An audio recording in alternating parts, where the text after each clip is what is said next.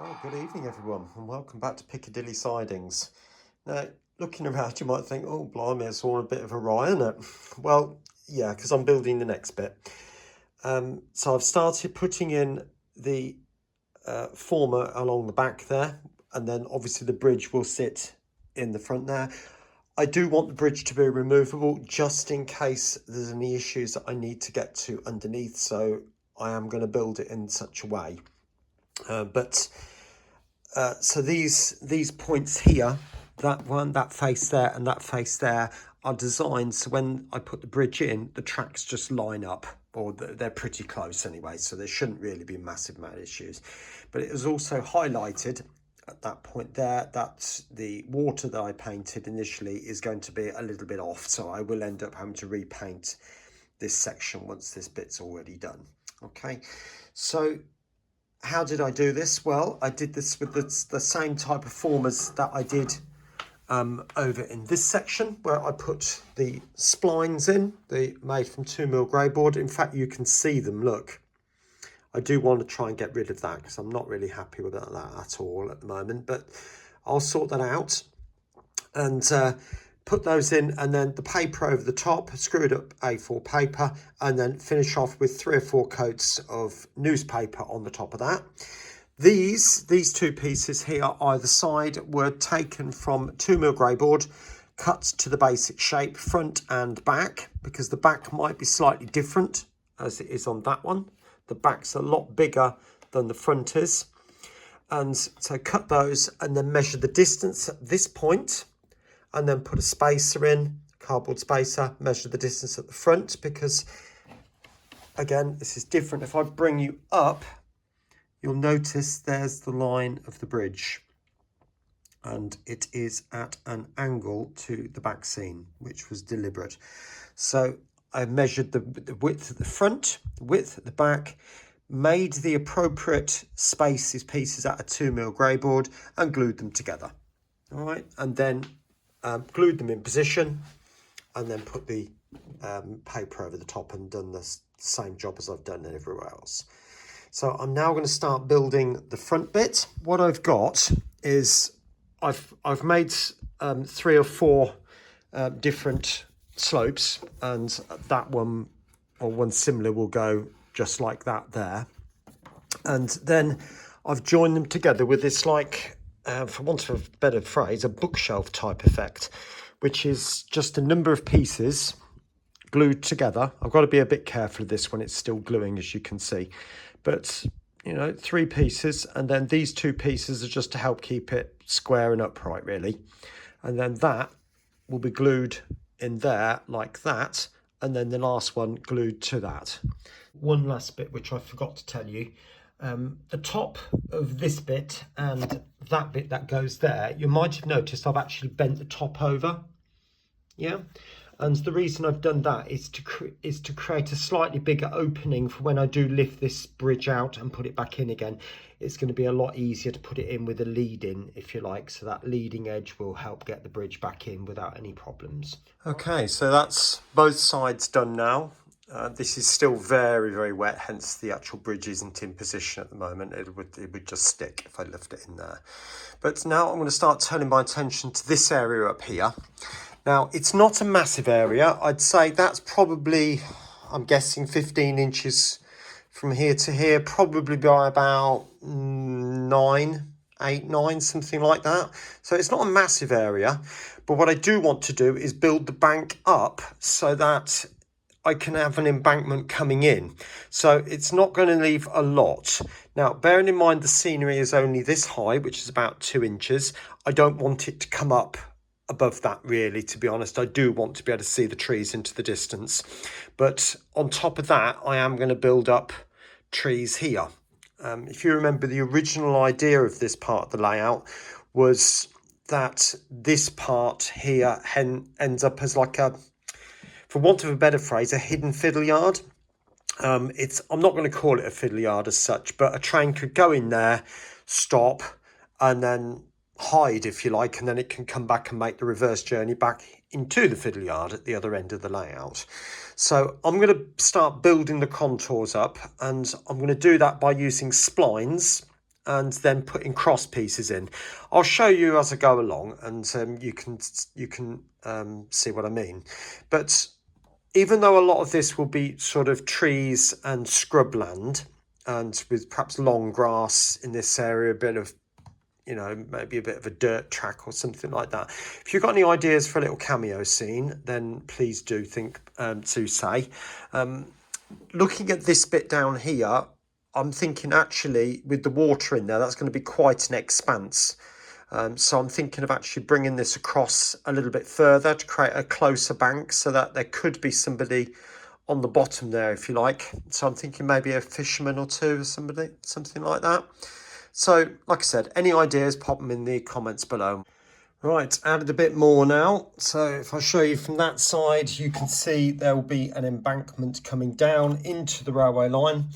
And you can see what I meant by the splines. So you've got these long pieces running across here, and then I've just literally just slotted in pieces at different points, marking off the different heights and then cutting down to match. I thought because this was going to be quite low to the board, it's probably about 1 centimetre. I thought I'd just use a piece of newspaper. I'm kind of regretting it now because it's not filling the area very well, but like I said before, I can't really use an awful lot more because I want to use that for the covering. So I might just cover that with some tape, masking tape, and then bappy mache over the top of that. I'm going to leave that to set a little bit. So the next time you see it will be when I've covered it now, and then we'll go to the platforms and then have a look and see what we're doing with that. Right, so I'm going to start turning my attention to the platforms. This one, I'm quite happy with that, pretty much as it is, to be honest, because I want this to be replicating the tarmac as it's all coming up and in a right old state. But the other platform, you can see it's all ripply where I put, when I run it along the edge, but that is not acceptable. So I'm going to fill in the dips and then run along it with a straight edge. Right, I don't quite know what was going on there, but my agent I started this and I started recording it, and then my agent decides to phone me. So I was actually in the middle of filming it and telling you what I was doing, but I've actually had to carry on because I couldn't leave this to dry off. So, but anyway, what I'm doing is I've put the surface I've put more filler over the top to try and level out the platform, and hopefully it does look an awful lot better. You've got the lamp shining across it there, and it does look an awful lot straighter than what it did. Now, what I've done now is taken a very fine car sponge, as you can see there, and I've just torn a bit off. So there's a rough side and obviously a very smooth side. Now I'll use that clean bit there, but what I'm doing is literally just wetting the sponge in water and then literally just going over the top like so, just to smooth that off like that, because tarmac does have a texture in it. Okay, now I wouldn't do this in N gauge, but I think 00 is probably big enough. Now I do want to distress parts of it, but not yet, because I want it to dry and set. Right, I'm now ready to start painting the platform. Now you can see it's not perfect, and to be honest with you, I don't want it to be. It is a lot flatter. Again, it's not perfect from that, but you can see there is a texture in it, and it's quite coarse here. For a 00 gauge person there, that would be quite coarse, but I don't want it perfect, because I want to use some of these imperfections to create some crazing in the tarmac, and I'll show you that in a bit. But the first job is to basically paint it, which I'm going to use some of this neutral grey, which I had before. So I'll get the whole of that painted, and also this path all the way up to the end there, and then it's a load of dry brushing, which I'll show you in a bit. Okay, right, so I'm just going to add a little bit of white now. It's literally just a case of rubbing it in and going with a little bit of black.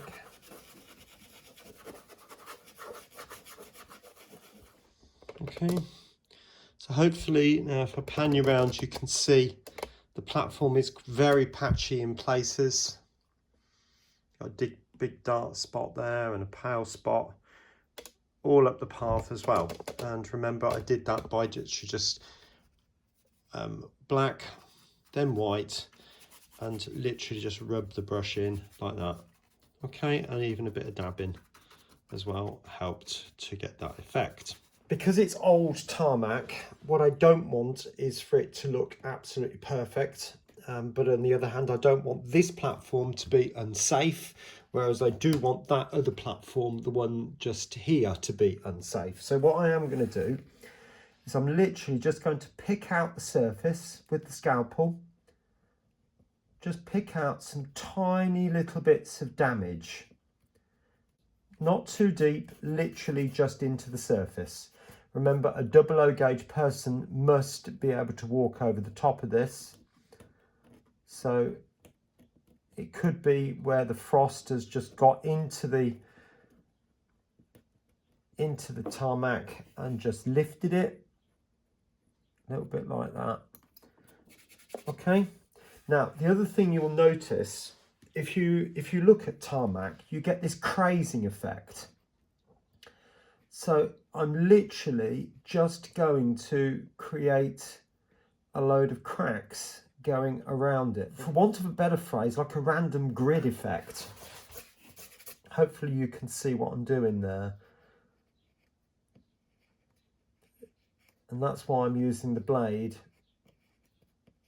Okay, so you can see a little bit of what I've done there. And if I rub that off, oops, sorry about that jolt, you can see the crazing effect. Now, the next thing I want to do is to run along the edge of the platform next to the slate or the slabs.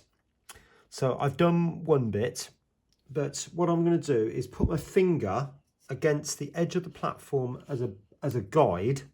Hopefully you can see what I'm doing. So I'm holding the blade against the rest of my hand and sort of using my finger as a guide to try and stay in line with the edge of the slabs. And the reason for this is because there would be a slight gap there anyway where sand would be put in, and obviously moisture would get down there, so all the way to the end, and it would get filled up with rubbish, so weeds and that. So my next job now is to go in with some very watered down black with some washing up liquid in it. Could use Nuln oil, but I don't want to use it in large quantities because it is quite expensive for what it is. Right, next bit. So there's my mix. Now it is quite weak. So what I'm going to do, just like real rain, I'm just going to put it on and I want it to find its own level. So natural puddles will form. So I'm literally just going to squirt it on. Now I know to some degree the brush is manipulating things, but we'll give it a spray with some water in a minute.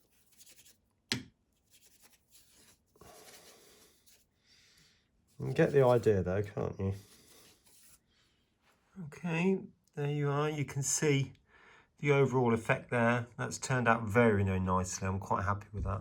But there's also some of the bits I want to point out to you. Now, I didn't realise this was going to happen, but actually, if you look really carefully, you can see it started to craze all by itself.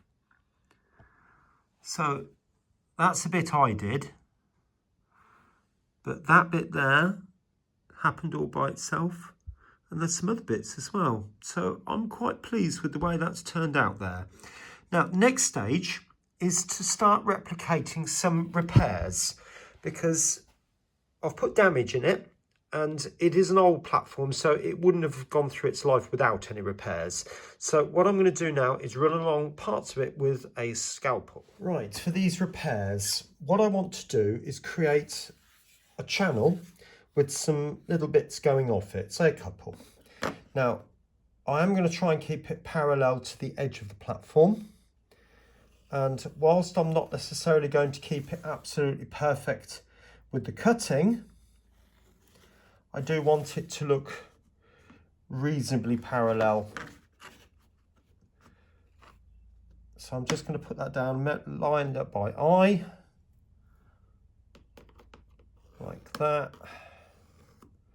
Leave a gap for the channel going in. I have another channel going in there to about there. And then take that up to an end one, which I'll just draw in freehand going up there and around into there, I think. Like so. And we'll have a bit going in there and a bit going in there, and I'll just round that off at the end. Okay. Now, like I said before, next stage now is to cut into that, not too deeply, and I'm not necessarily after this being a perfect cut, but because I haven't been long soaked the filler, it's actually very soft at the moment. I've got some white emulsion there, which is perhaps not the best, but I'm going to mix up a darker grey. So there's a light grey, a medium grey, and the black could be a dark bit if I want it. Now the idea is, going with a medium, you paint in a different grey. In fact, I'm going to change the brush. Right, sorry about that. So what I was saying is, I'm going in with a medium grey, but I do want it to be darker than what's already there. Now remember, it's very patchy.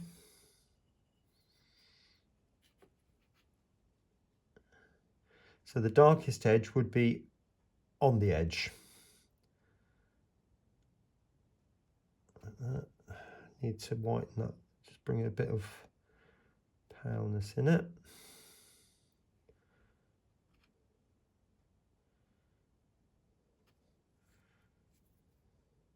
And just darken up the edge just a tiny little bit. The water.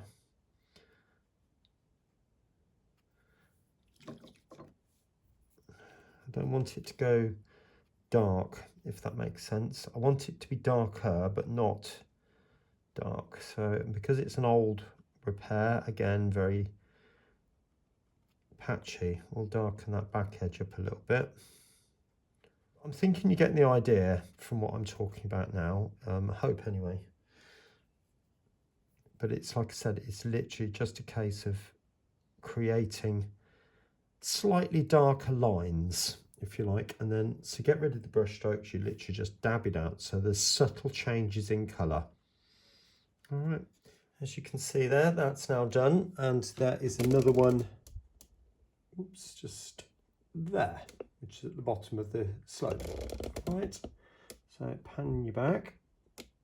So my next job now is to start putting on the staining, which would appear around all the cracks and other things. Right, now I've mixed up my very watery grey colour, as you can see just there, quite a watery grey. Sorry about the plate coming in quite close to the camera there. But what I want to do is go over the damaged areas. Now they're all over the place, but literally all in the middle there, and just paint a line over all the cracks. Now we are going to come back and do a bit more in this.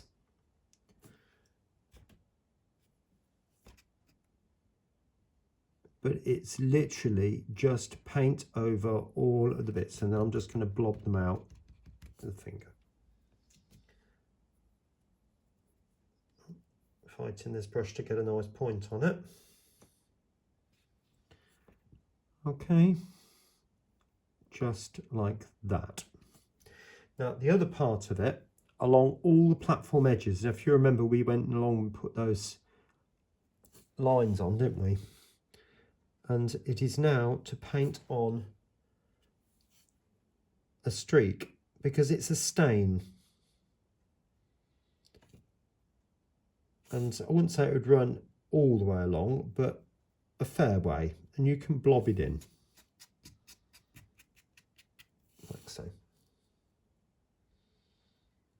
But it just creates that slight, in fact it's gone a bit pale, slight darkening just by the edge of the platforms.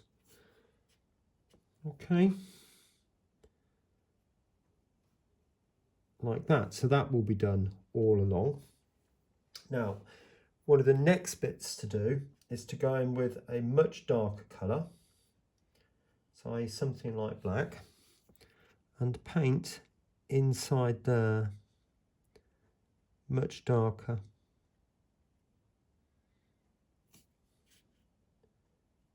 In fact, it's a challenge picking the black up, to be honest.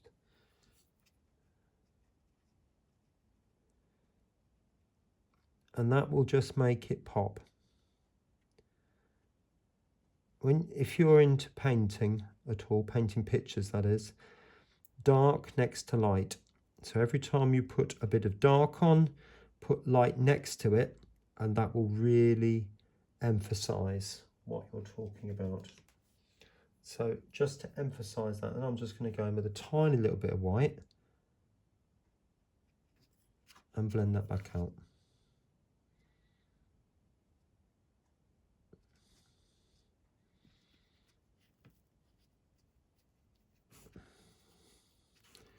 Okay, there's some parts of the platform that I've actually just allowed the white to come through, so I'm just blobbing over those. But you get the idea. And so I'm going to go along that. In fact, I'm going to darken up that edge a bit more with a bit of black and a much finer brush, I think, and go over the whole lot, and I'll come back and show you when I've done all of it. Right, we are moving on at pace now. So the next part, what I'm going to start thinking about is the edge slabs for the edge of the platforms. Okay, so I've mixed up another grey because they would be traditionally different. Now I've just got a pot of this as a B&Q tester pot. So I'm just going to, I've got two variants of it. I've just mixed up some of it with a black, and it is ever so slightly greeny, and that's okay. So I'm just going to start painting up a little bit. I'm not necessarily even going to cover the whole slab, just a little bit of it. In fact, there's a slab, that end bit looks like there was a bit missing there, doesn't it? So in actual fact, I'm going to go in there with a bit different to that. Just paint that with a bit of grey, lighter grey that is. Just dab it like that. Leave that sort of edge. I will go in with a little bit of a black edge like I did with these bits here, that sort of thing. But I do want them to be ever so slightly different. A bit of white, I think. So it's something like that, just to give the impression that there's grit and other bits in there. So going back to this colour that I've just got now.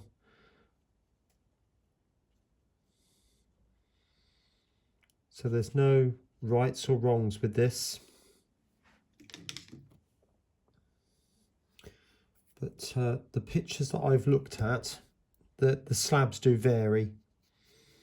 So some of them are quite dark, others are light. So I've just done some really dark ones. I don't want them to be too different from each other. But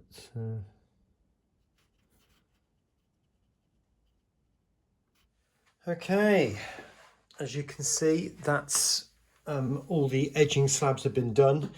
What I did do, I went back in and just did a little bit of the salting, which is very similar to what I did on the bridges. Just take a brush and a little bit of white paint and literally just, imagine that's a brush, but literally just dab it over there. It's just tiny little bits, and then touch it off with my finger, that sort of thing. But now we're going into the edging for the edging of the platforms. Now I am going to put a white line on all the platforms, even though this side is totally disused. I am going to give some evidence that a line was there. This side will be the same, some evidence of a line there. That side will have a more of a full line, but even then it will be still quite patchy because it's old. Right, now what I'm going to do, I've got this tape, I think it's probably about 5mm.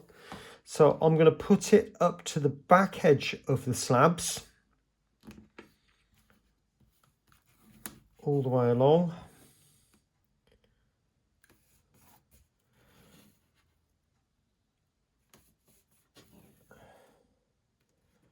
Just gently pressing it down and literally just touch. Just a little bit here and there, just to indicate there was once a line, but not much. Moment of truth. Just being very gently pulling this off.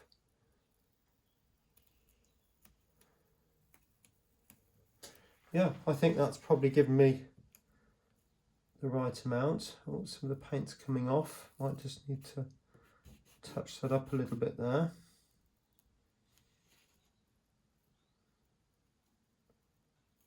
Yeah, well, this is what I was afraid of, really. I will have to just touch up a little bit, but... Right, there it is. So they are the completed platforms, the bare completed platforms. So that's including areas of damage, repair, and also bits where there's missing slabs, edging slabs.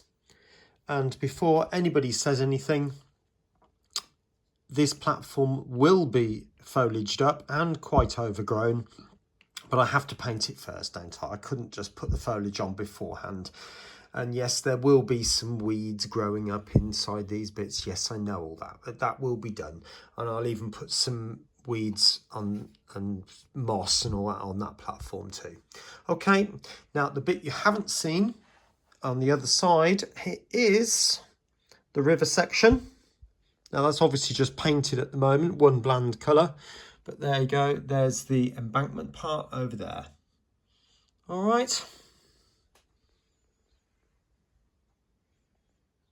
Now, next video, I will be starting to look at putting foliage on, but you'll notice there are 2 videos just popped up on the screen. So if you want to know how I did that, with all the individual bricks that I fitted on there, salting, and also panning you back over here to the bridge, just there, click on the top video.